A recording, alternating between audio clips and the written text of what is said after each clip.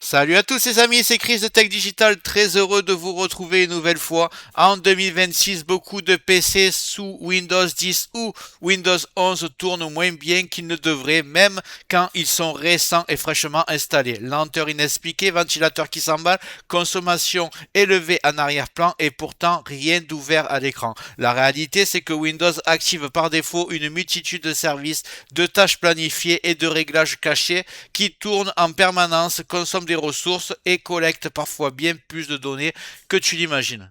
Le problème, c'est que ces options sont difficiles à trouver, mal expliquées, et quand on essaie de les modifier à la main, on risque vite de faire de mauvaises manipulations et de rendre le système instable. Dans cette vidéo, je vais te montrer comment reprendre le contrôle sur ton Windows, comment alléger le système, améliorer la réactivité et réduire tout ce qui tourne inutilement en arrière-plan, sans casser Windows et sans entrer dans des réglages compliqués. Si tu as l'impression que ton PC pourrait clairement faire mieux, reste bien jusqu'au bout, on va régler ça. Mais juste avant, regarde bien en bas à droite de ton écran, tu vois un carré en couleur, tu cliques dessus, un clic égale s'abonner, ça récompense mon travail. Règle bien les notifications, la cloche surtout pour avoir toutes mes futures vidéos sur ton écran de bienvenue YouTube. Tu peux cliquer sur rejoindre pour me soutenir encore plus et comme je t'ai dit, tous les liens sont dans le descriptif, tu les vois ici, n'hésite pas à les mettre dans ton panier et tu pourras faire tes achats plus tard. Allez, c'est parti. L'outil que je vais utiliser s'appelle Optimizer. C'est un logiciel gratuit, léger et portable compatible avec Windows 10 et Windows 11. Il permet de désactiver facilement des services inutiles, de réduire la télémétrie, d'optimiser Windows, le tout sans commande compliquée et sans script douteux. Optimizer regroupe au même endroit des réglages normalement cachés et dispersés dans Windows, ce qui évite de faire des erreurs en allant les modifier à la main. Point important, Optimizer est puissant. On ne va pas tout activer au hasard. Je vais te montrer exactement quoi utiliser et quoi éviter pour optimiser Windows proprement et sans risque. Maintenant, on va passer au téléchargement officiel, puis je te montre comment l'installer et le lancer correctement. Donc, je vais ouvrir le navigateur. Je vais taper télécharger Optimizer. Je vais descendre.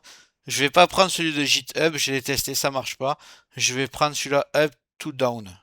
Je mettrai le lien dans le descriptif. Ensuite, vous descendez, vous allez cliquer sur télécharger ici. C'est parti. Donc, je clique dessus, je vais le lancer. Et là, on va me demander de sélectionner la langue.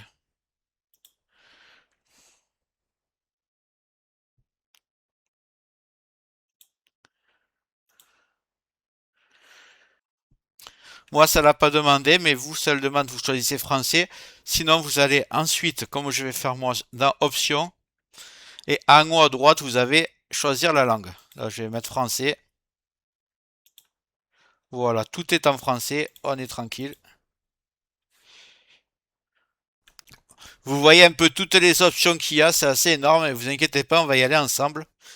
Donc ce qu'on va faire, avant de commencer, ce que je vais faire comme d'habitude, je vais créer un point de restauration. Donc ce que vous allez faire aussi, il vaut mieux.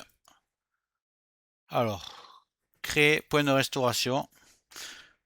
Tout va bien se passer, mais on ne sait jamais. Je fais ça à chaque fois.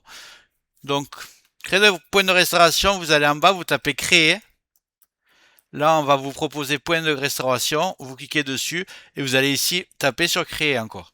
Voilà, si jamais c'est grisé ici, vous ouvrez configurer, vous activez la protection du système et vous mettez 11 Go environ sur la barre ici. Vous cliquez sur OK. Donc après créer, vous l'appelez. Par exemple, vous pouvez mettre la date d'aujourd'hui. Moi, je vais marquer directement Optimizer. Voilà, comme ça je sais très bien c'est quel point de restauration. Je vais le laisser se faire, ça prend à peu près 20 secondes. Donc voilà, le point de restauration a été créé. Voilà, on est tranquille. Je vais lancer le logiciel. Il est toujours ici. Donc on commence dans l'onglet universel. On va activer tweak de performance, limitation réseau, rapport d'erreur l'assistant de compatibilité, les fax et les touches ramenantes. Le reste, vous touchez pas. Si vous voulez, vous pouvez désactiver le service d'impression seulement si vous n'avez pas d'imprimante. Dans la partie disque, on va faire désactiver Superfetch, l'hibernation. Si vous avez une fixe, vous pouvez le mettre. Si vous avez un ordinateur portable, vous le mettez pas. C'est pour, ça va permettre à ce que le disque dur plonge en veille pour économiser de la batterie. Donc moi, je suis sur portable, je vais quand même pas le mettre. Là, le plus important, on est en pleine dans la confidentialité, la télémétrie. On va tout mettre coché. Intimité, on va prendre la télémétrie. Il est un peu long à se mettre, voilà. Home group. SBV1. Voilà, ne touchez pas les autres. On va aller dans l'onglet nettoyeur qui est ici.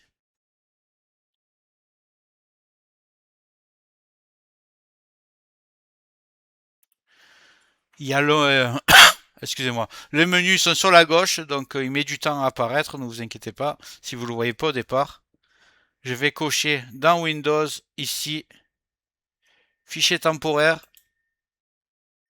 rapport d'erreur, vider la corbeille. Là, après, dans les navigateurs, vous voyez qu'il y a disponible Google Chrome, Mozilla, Edge, Brave et Internet Explorer. D'ailleurs, dans les prochains jours, je vais faire une vidéo sur Brave parce que c'est vraiment un très bon navigateur. Donc moi, par exemple, je prends Google Chrome, on va dire. Donc ce que je fais, c'est juste enlever le cache, history et session. Voilà. Vous, si vous prenez Chrome, faites-le que sur Chrome. Si vous le faites sur Mozilla, c'est votre navigateur principal. Faites-le sur Mozilla, ça sert à rien. Si vous n'avez pas Brave installé, de cocher Brave évidemment. C'est logique. Dans l'onglet Windows maintenant, je vais vous dire quoi. Moi, ce que je vais mettre, c'est désactiver My People, Long Path, Cast and Device, pardon.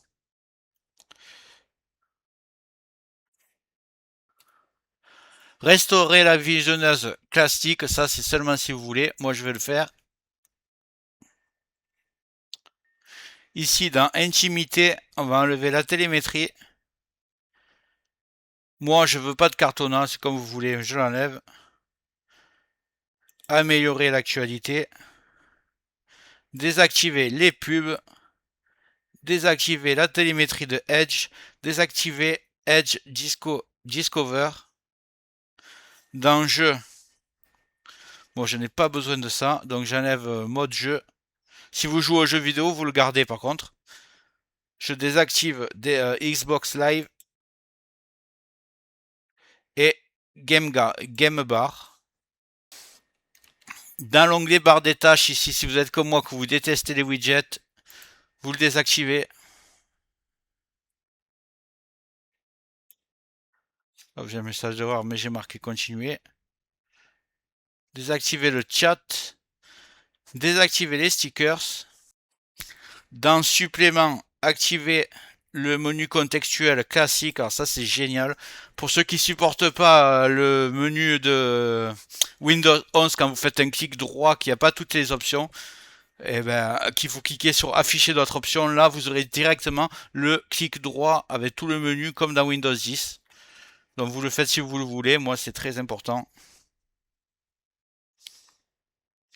Mode compact explorateur, il est là. Et là, vous avez la possibilité d'enlever Copilote. C'est l'AI qui est intégré à Windows 11. Moi, il me sert à rien, donc je vais l'enlever. Du moins, je vais le désactiver pour pas qu'il tourne en arrière-plan. Pour cet onglet, c'est fini. Je vais aller dans Démarrage. Donc, dans Démarrage, Ici, vous décochez que les logiciels qui vous servent à rien.